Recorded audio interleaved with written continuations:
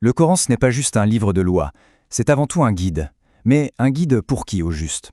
En fait, il donne lui-même sa propre définition, une définition très puissante de ce qu'est un croyant. On va explorer ça ensemble, cette définition qui vient directement du tout début du texte, pour voir à quoi ressemble le portrait d'une foi complète.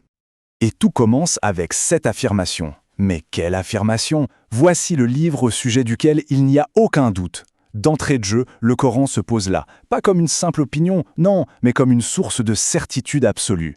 Et c'est vraiment le point de départ de tout le reste. Ok, donc si ce livre est un guide sans l'ombre d'un doute, la question qui vient tout de suite à l'esprit c'est mais il s'adresse à qui ce guide? Est-ce que c'est pour tout le monde, comme ça, sans condition? Eh bien, les versets qui suivent vont nous donner une réponse très très précise. Alors justement, qui sont ces fameux bénéficiaires?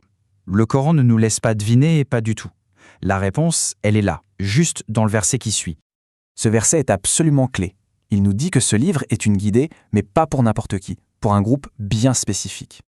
Voilà, on le voit ici, une guidée pour les muttaqis. Ce n'est vraiment pas un terme anodin, c'est un mot-clé. Il désigne un groupe de personnes bien précis. Alors, qu'est-ce que ça veut dire au fond, être un muttaqi? Le terme al-muttaqi, en gros, ça désigne ceux qui ont une conscience aiguë de leurs responsabilités, ceux qui sont attentifs à Dieu et qui, activement, cherchent à éviter ce qui est nuisible. Et ça, c'est un point absolument crucial. Ça veut dire que la guidance du Coran, ce n'est pas un truc qu'on reçoit passivement. Non, elle est pour ceux qui sont déjà dans une démarche, une recherche sincère de la vérité et de la responsabilité. Bon, maintenant qu'on a identifié pour qui est ce guide, le Coran va aller plus loin. Il va nous décrire qui sont ces gens. Les versets suivants vont nous brosser un portrait du croyant en 3 dimensions. 3 dimensions vraiment fondamentales. Et ces 3 piliers, attention, ils sont inséparables. On a d'abord la conviction intérieure, c'est la foi, le socle. Ensuite, la connexion divine, l'adoration. Et enfin, la responsabilité sociale qui se manifeste par l'action concrète. On va voir comment ces 3 éléments s'imbriquent pour former une foi qui soit vraiment complète, vraiment entière. Allez, on commence par la base, le fondement, ce qui est le moteur de tout le reste, la conviction intérieure. C'est ce que le Coran appelle la foi en l'invisible. Et justement, les versets décrivent ces croyants comme ceux qui croient au Ghaib, à l'invisible, et qui croient à ce qui a été révélé au prophète, mais aussi à ce qui a été révélé avant lui, et qui surtout ont une certitude absolue de l'au-delà. Ce qui est vraiment fascinant ici, c'est de voir que la foi n'est pas un bloc monolithique. Non, elle a plusieurs facettes, plusieurs dimensions qui se complètent et s'enrichissent mutuellement. Donc on a 2 aspects vraiment essentiels de la foi qui se dessinent. D'un côté, il y a la foi dans les réalités qui dépassent nos 5 sens, comme l'existence de Dieu, le côté métaphysique. Et de l'autre, il y a la reconnaissance que le message divin n'est pas une nouveauté, mais qu'il s'inscrit dans une longue continuité historique à travers tous les prophètes. C'est une foi qui est à la fois métaphysique et historique. Et il y a ce dernier élément qui est absolument central, la certitude de l'au-delà.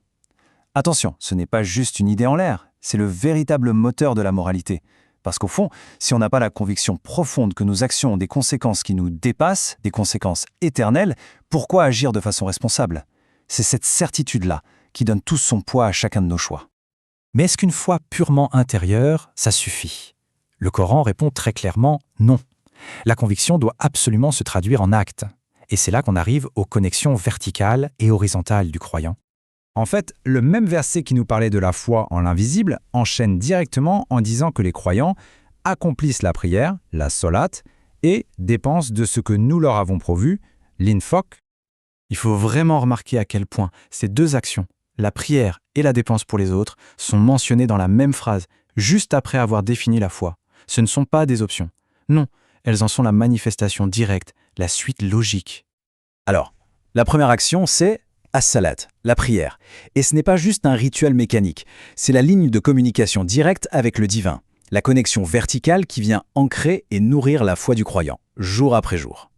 Et juste à côté, son complément indispensable, al-infaq, le partage.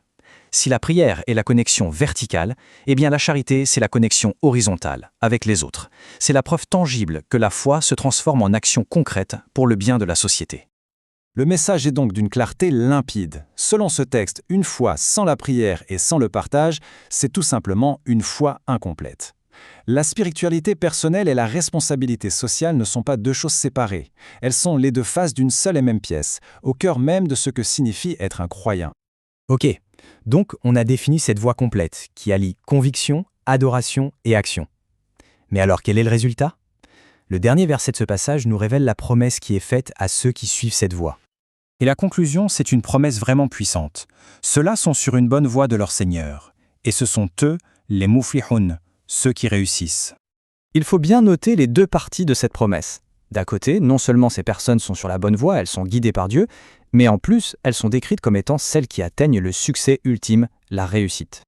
Pour résumer, le parcours du croyant tel qu'il est défini ici, ce n'est pas un effort solitaire, plein d'incertitudes.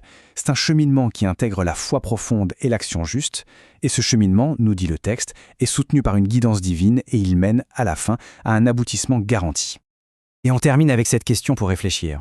Si ces trois dimensions, la conviction intérieure, la connexion verticale avec Dieu et la connexion horizontale avec l'humanité, sont vraiment inséparables, est-ce que ça ne nous invite pas à voir la foi, non pas comme une simple croyance intellectuelle, mais comme un véritable mode de vie, un système complet et intégré ?